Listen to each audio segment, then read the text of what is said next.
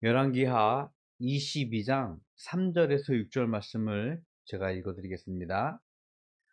요시야 왕 18째 해에 왕이 무슬람의 손자 아살리야의 아들 서기관 사반을 여호와의 성전에 보내며 이르되, 너는 대제사장 hil기야에게 올라가서 백성이 여호와의 성전에 드리는 곧 문 지킨 자가 수납하는을 계산하여 여호와의 성전을 맡은 감독자의 손에 넘겨 그들이 여호와의 성전에 있는 작업자에게 주어 성전에 부서진 것을 수리하게 하되, 곧 목수와 건축자와 미장이에게 주게 하고, 또 제목과 다듬은 돌을 사서 그 성전을 수리하게 하라. 아멘. 1517년 10월 31일입니다. 우리는 이제 10월 30일이라면 어떤 가수의 10월의 마지막 밤을 생각하지만, 1517년 10월 31일에 독일 베를린, 제가 기억하기로는 이제 남서부 쪽으로 알고 있는데, 남쪽 좀 가깝습니다. 전철 기차로만 1시간 안팎에 있는 조그만 비텐베르그라는 도시입니다. 비텐베르그에 있는 대학 성당에 마틴 루터라는 사람이 95개조의 당시 교회를 향한 반박문을 게재했습니다. 수도사였고 신부였던 마틴 루터가 당시 교회의 부정과 부패를 고발하고 반박하면서 항의문 같은 것을 실었던 거예요. 대자보를 실었던 것입니다. 인간의 탐욕, 그리고 부패로 썩어가고 있는 교회를 향한 그의 외침이었죠. 이것이 계기가 되어서 구교, 카톨릭과 지금의 기독교, 신교가 분리하게 되는 또 중요한 도화선이 되었습니다. 루터는요, 당시에 그 교회의 수장인 교황, 그 교황보다, 그리고 그들이 성경보다는 교회가 가지고 있는 권위, 그것보다 먼저 하나님의 말씀을 붙들고 하나님의 말씀 앞에 다시 우리가 돌아가야 한다, 서야 한다라는 어떤 사명을 가지고 교회의 개혁을 시작하게 되었습니다. 유럽을 가보아서 알 것 같아요. 유럽의 교회들이 성당이 얼마나 화려했고 얼마나 웅장했고 얼마나 멋있는지 우리는 확인했었습니다. 그런데요, 정말로 하나님을 예배하는 성전, 교회는요, 무너져 있었습니다. 외형적인 건물이 아니라 그곳에서 하나님의 이름을 높이고 하나님의 말씀 앞에 서고자 하는 그들의 삶은 형편 없었던 것입니다. 하나님의 임재보다는 인간의 권력이, 하나님의 은혜보다는 인간의 탐욕이 그 교회 안에 머물고 있으면서 성전은, 교회는 처참하게 무너져 있었습니다. 이것은 마치 요시야 왕이 등극했을 때 당시 여호와의 성전이 망가진 것과 같았습니다. 오늘 본문의 말씀은요, 유다의 16대 왕 요시야 왕이 등극하고 나서 발생된 사건입니다. 요시야 왕은요, 8살 때 왕이 됩니다. 매우 어렸을 때 왕이 됐는데요, 그가 통치한 지 18째 되던 해에 그가 자신의 신하들에게 명령을 합니다. 그리고 대제사장 hil기야가 이의 명령을 따르게 되어집니다. 여호와의 성전을 망가진 여호와의 성전을 수리하라고 명령을 하고 있습니다. 여호와의 성전은요, 하나님의 임재와 하나님의 통치를 상징하는 곳이었습니다. 하나님께서 이스라엘 백성들에게 예배를, 제사를 받기 원하는데 바로 여호와의 성전에서 드려지기를 기대하고 계셨어요. 그래서 그 지성소 안에 하나님의 임재를 그들에게 알리셨고 하나님의 통치하심을 여호와의 성전을 통해서 보여주고 계셨습니다. 그리고 이 여호와의 성전은요, 하나님과 이스라엘의 약속을 가르치시는 곳이었어요. 여호와의 성전은요, 하나님께서 친히 요만큼 치수를 가르쳐 주면서 이렇게 지으라고 했던 곳이었습니다. 그래서 하나님께서 그 여호와의 성전을 볼 때마다 이스라엘 백성들은 하나님의 약속을 기억할 수 있었습니다. 상기할 수 있었습니다. 더불어 이스라엘은 그 여호와의 성전을 바라보면서 자신들의 정체성을 다시 한번 확인할 수 있었습니다. 이스라엘 백성이 어떤 백성입니까? 바로 하나님이 구원한 백성. 자신들을 구원한 그 하나님을 기억하면서 살기를 원하시는데 여호와의 성전이 그 역할을 감당하면서 이스라엘 역사 가운데 세워져 있었습니다. 그러나 참혹한 이스라엘의 역사.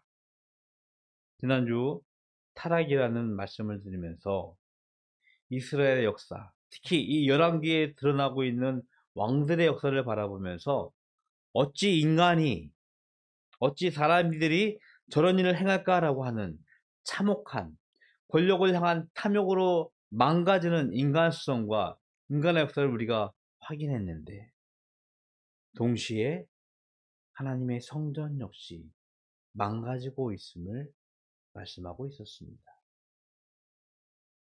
요시야가 이를 보면서 성전을 수리하라고, 재건하라고 명령한 것이었습니다. 성전을 재건하는 동안 요시야에게 하나님의 매우 특별한 은혜를 입게 되어집니다. 우리가 이 말씀 후반절에 보니까요, 이스라엘은요, 성전이 재건하는 동안 성전 안에 있는 하나님의 율법책을 발견하게 되어집니다. 우리의 말씀으로 표현한다면 성경책이 발견되어지는 것이죠. 지금은 성경책이 너무나 흔하기 때문에 휴대전화를 켜도 할 수 있고 컴퓨터를 켜도 할 수 있고 집에 한두 권쯤 성경이 꽂아 있기 때문에 그것이 큰 의미는 아니었을 거예요. 그러나 이때만 해도요, 책은 매우 귀하고 값진 것이었습니다. 흔하지 않았어요. 그런데 이 성전 안에 감추어진 율법책, 이스라엘의 처참한 역사를 통해서 하나님의 말씀이 더 이상 그들 앞에 서지 못하고 숨겨져 있는 그 가운데 성전을 재건하는 동안 율법책을 발견하게 되어집니다. 하나님의 말씀을 발견하게 되어집니다. 이 말씀이, 이 율법책이 요시야 앞에 오게 되어지고 요시야는 그 율법책을 읽고 듣게 되어집니다. 그 하나님의 말씀을 읽으면서 요시야의 반응은요, 자신의 옷을 찢는 것이었습니다. 울분이었습니다. 자신의 처참함을 하나님 앞에서 다시 한번 그는 발견하게 되어집니다. 그것은 단순한 슬픔과 울음이 아니었어요. 회개했고요, 각성이었습니다. 다시 하나님 앞에 가기를 원하는, 하나님 앞에 서기를 원하는 요시야의 강력한 하나님의 은혜였던 것입니다. 이스라엘이 하나님의 말씀을 버렸어요. 더 이상 하나님의 길을 걷는 것이 아니라 길을 잃은 어린 양처럼 방황하면서 살아가고 있었음을 요시야는 비로소 그 말씀 앞에서 깨닫게 되어졌습니다. 그래서 그는요, 그 말씀을 듣자마자 개혁을 시작합니다. 동전을 수리했던 일은요, 단순히 건물을 수리하고 다시 건물을 세우는 일이 아니었습니다. 말씀의 회복이고 그들의 삶의 회개를 통해서 하나님에 돌아가고자 하는 새로운 운동이 일어났던 것이었습니다. 요시야는요, 그 하나님의 말씀을 듣고 즉시 순종하는데, 첫 번째는 우상들을 제거하고 산당들을 헐고 온 백성과 함께 하나님과의 언약을 다시 한번 상기하게 되었습니다. 우상을 제거하는 일, 산당을 허는 일, 이것은요, 단순하게 말로 표현하고 있지만 이것은 굉장한 우리 삶에 대한 도전이에요. 제가 누차 말씀을 드리지만 우상을 제거한다는 것은 단순히 뭐 이렇게 세워져 있는 조각상을 제거하는 것으로 멈추는 것이 아니에요. 우리 마음속에 있는 우상들을 제거함을 생각해야 합니다.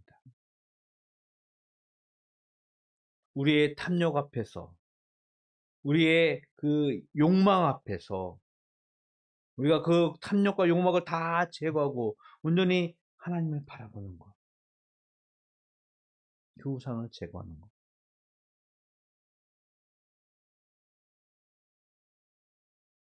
요시야의 개혁은요, 단순하게 종교를 좀 정화하는 것이 아니라 하나님과의 관계를 회복하고요, 언약을 상기하는 일이었습니다. 이스라엘에게 하나님이 명령하셨습니다. 너희가 내 말씀을 듣고 지켜 행한다면 나는 너희의 하나님이 될 것이고 너희는 나의 백성이 될 것이라고 약속을 맺으셨습니다. 그 약속을 회복하고 그 약속을 살기 위해서 요시야는 개혁을 진행하였습니다. 더불어서 중요한 또 다른 명령인데 유월절을 지키게 했습니다. 제가 이제 10월 초에서 추석 명절 때 그런 말씀을 드렸습니다. 명절은 민족의 정체성이 담겨 있는 절기라고 했습니다. 유월절, 하나님께서 이스라엘을 이집트 가운데서 구원한 날을 기념하는 그들의 절기였어요. 유월절을 지킬 때마다 그들은 하나님께서 자신에게 베풀어 주신 구원의 은혜를 상기해야 했습니다. 지금의 명절이라고 할까요? 우리에게 명절은 단순히 하루를 쉬면서 혹은 3일을 쉬면서 회사도 안 나가고 집에서 맛있는 음식 해 먹으면서 가족들과 더불어 즐거운 시간을 지낸다고 생각하고 있는데, 보다 근원적으로 생각해 보게 되어진다면 왜 이런 명절이 생겼는가를 우리는 한 번쯤 생각해 보게 되어집니다. 이스라엘이 유월절을 지킨다는 것은 하나님께서 그들을 구원하셨던 구원의 은혜를 다시 한번 상기하며 그들의 정체성을 다시 한번 회복하라고, 확인하라고 했던 명령이었습니다. 요시야의 개혁은요, 동전을 제거함을 통해서 하나님의 말씀을 듣게 되어지고 그 앞에서 회개하면서 순종하고 예배가 회복되는 순서로 요시야의 개혁이 있었음을 성경에서 말씀하고 있습니다. 요시야가 성전을 재건하게 되어집니다. 이 그의 재건처럼 루터는요, 무너진 교회 가운데서 복음의 진리를 다시 한번 찾게 되어졌습니다. 그가 당시의 교회를 향하여서 그토록 신랄하게 반박문을 기록할 수 있었던 가장 중요한 이유는요, 우리가 너무나 잘 알고 있는 성경의 한 말씀입니다. 로마서 1장 17절의 말씀이에요. 제가 읽어드릴게요. 복음에는 하나님의 의가 나타나서 믿음으로 믿음에 이르게 하나니 기록된 바 오직 의인은 믿음으로 말미암아 살리라 함과 같으니라. 종교적인 헌신, 종교적인 열정, 종교적인 충성. 물론 아이러니하게 너무나 우리가 믿음을 생각하다 보니까 오히려 이런 것들이 사라진다는 반전을 갖기도 하지만, 그럼에도 불구하고 우리는 믿음으로 말미암아 의인이 산다라는 이 말씀의 진리를 다시 한번 기억해야 할 것입니다.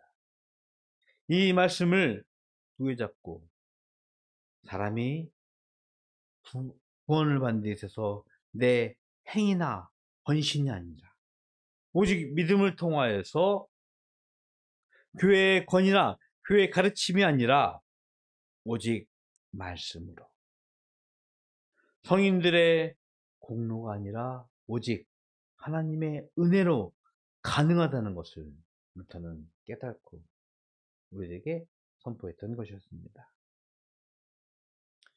우리는 이 개신교, 개혁교회라고 표현하고 있는데요. 이 종교개혁가들이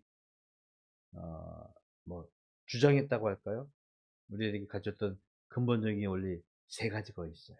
그것은요, 오직 성경, 오직 믿음, 오직 은혜.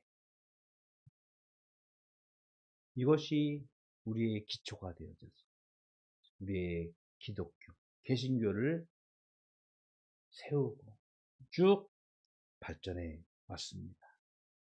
여전히 변치 않는 루터의 종교개혁가들의 외침이었고 가르침이었습니다. 요시아의 시대에도 루터의 시대에도 하나님의 교회는, 하나님의 성전은 무너져 있었습니다. 그렇다면 과연 우리의 교회는 어떨까요? 물론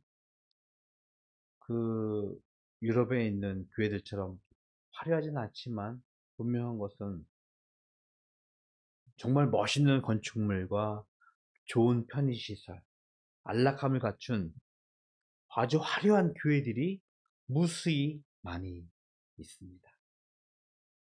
하지만 정작 하나님을 예배하는 하나님의 백성들이 담고 있는 마음의 성전은 어떠할까요?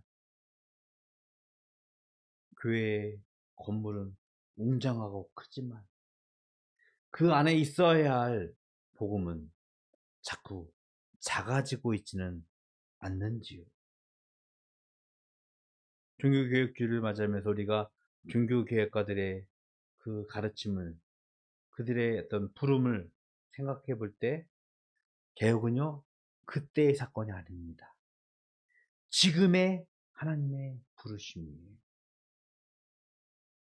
진정한 개혁은요, 우리 마음의 성전을 다시 세우는 일이어야 할 것입니다. 외형이 아니라 우리 하나님을 예배하는 우리의 마음의 성전이 온전히 세워질 때 우리는 비로소 하나님의 말씀이 우리의 삶을 주관하고 우리로 하여금 하나님께서 예배를 받으실 줄로 믿습니다. 성전을 재건하라고 요시아가 명령합니다.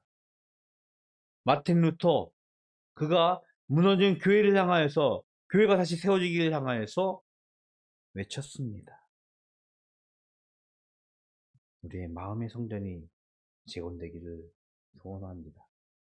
그리고 우리 안에서, 그 성전 안에서 하나님의 말씀이 다시 발견되어지고 그때 비로소 우리는 하나님 앞에 다시 서게 될 줄로 믿습니다. 요시아가 하나님 말씀 앞에서 자신의 옷을 찢었듯이 루터가 교황 앞이 아니라 하나님 앞에 섰듯이 우리도 사람 앞이 아니라 하나님 앞에 서야 할 줄로 믿습니다. 그리고 말씀으로 깨어 있어서 예배가 세워지고 세상 가운데서도 하나님 앞에 바로 설 수 있는 저와 여러분 바닷교회가 될 줄로 믿습니다. 그러니까 500년도 훨씬 더 넘은 이 종교교회가들의 외침들 네가 상기하면서 우리 마음의 성전을 재건하여 하나님 말씀 앞에 바로 서서 하나님께서 우리에게 부르짖고 있는 그 삶을 살아가는 바다교회 가족이 되기를 주님의 이름으로 축복을 드리겠습니다. 기도하겠습니다. 좋으신 하나님 감사합니다. 500년도도 훨씬 넘은 종교교회가들의 외침이 여전히 우리 안에 있음은 하나님의 말씀이 저희들에게 여전히 유효하며 우리를 통치하고 있기 때문인 줄로 알고 있습니다. 하나님, 요시야가 성전을 수리하였듯이 루터가 무너진 교회를 다시 세우고자 외쳤듯이 우리도 우리의 성전을 다시 한번 세우고 그 하나님의 말씀 앞에 다시 서기를 소원합니다. 우리의 삶이 온전히 하나님 앞에 서서 이 땅 위에서 권력과 탐욕에 의한 것이 아니라 온전히 하나님을 의지하는 겸손한 믿음으로 살아가는 저희들 되게 하여 주시옵소서. 하나님께 구별하여 예물 드립니다. 우리의 예물을 기뻐 받아 주시옵소서. 예물 드린 손길들 주님께서 기억하셔서 그들의 삶으로 인하여 하나님의 영광이 이 땅 위에 드러나게 하여 주시옵소서. 지금은 우리 구주 예수 그리스도의 은혜와 하나님 아버지의 그 크신 사랑하심과 성령님의 교통하심이 동전을 재건하는, 동전을 회복하여 하나님 앞에 다시 서기를 소원하는 모든 성도들 머리 위에 영원토록 함께 있을지어다. 아멘.